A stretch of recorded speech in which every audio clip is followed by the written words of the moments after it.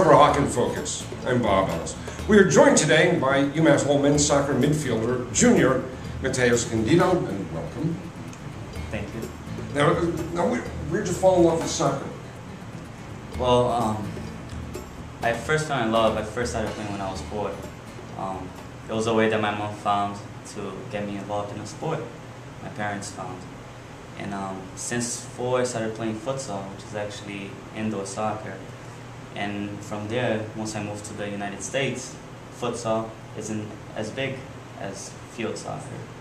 And that's when I finally made the transition in 1999 to start playing soccer, what I play now. I was 9, I lived in Brazil my first 9 years of my life, and then I moved to the United States. And I guess if you grow up in Brazil, even if it's only for a few years, you gotta love soccer. Love the beautiful game. Yeah, it's kind of hard to find someone that won't like it. I mean, there obviously are.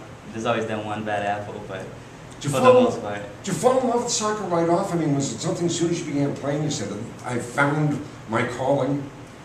No, to tell you the truth, it was a way to pass time. That's how it all started.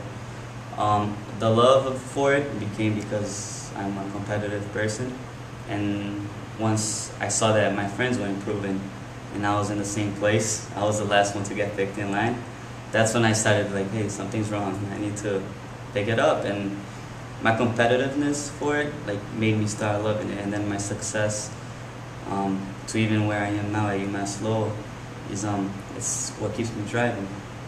You say you're competitive. How important is winning?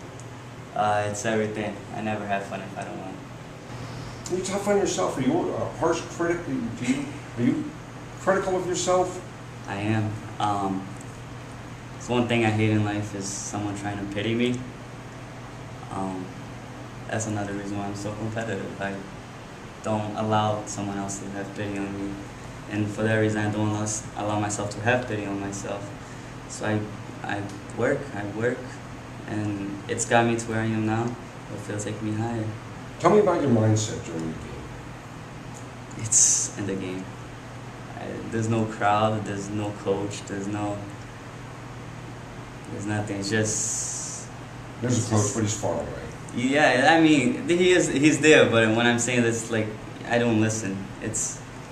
If I'm inside the field, there's nothing you can tell me that I actually hear, you know? It's a good example. Is just my friends will tell me, "Oh, did you hear me there? I screamed your name." I'm like, no. You know, it's just you're in the game, and it's not just me. Anyone that really plays sports and takes it serious, it's the same way. You zone out everything else other than what you have to do, what your teammates have to do. Was there a point in your life when soccer or football went from being fun to being something very serious? Yes. It was actually 2 months before I moved into the United States. I first played in a tournament, a futsal tournament, and we were a pickup team, pretty much, and we made it to the biggest tournament in my city, in Brazil, and we lost in the finals, 4-3.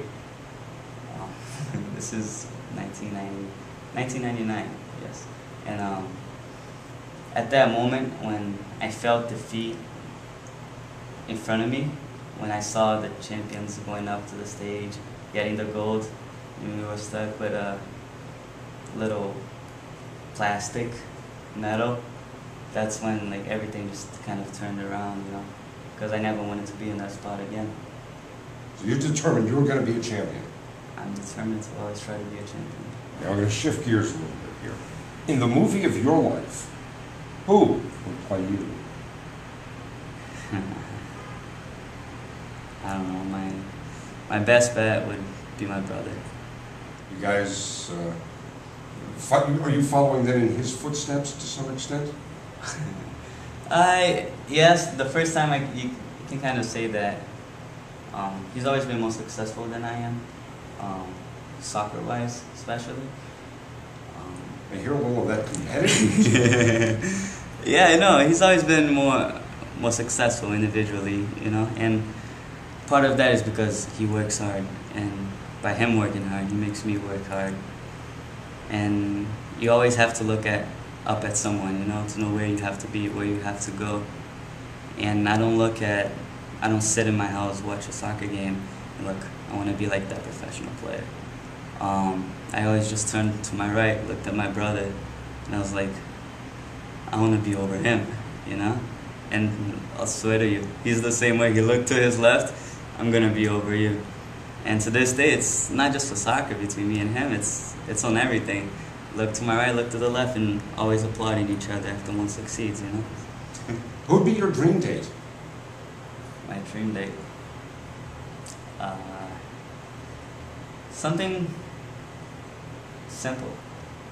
I'm not a guy that would look into, I'd say maybe some people would say Hawaii, maybe some people would say, you know, something simple, just me and the girl I love, having fun. Doesn't have to be anything, having fun. Did you have fun here today? Yes. All right. That's Matheus Candido. I'm Bob Ellis. That's Riverhawk in Focus. Thank you for joining us.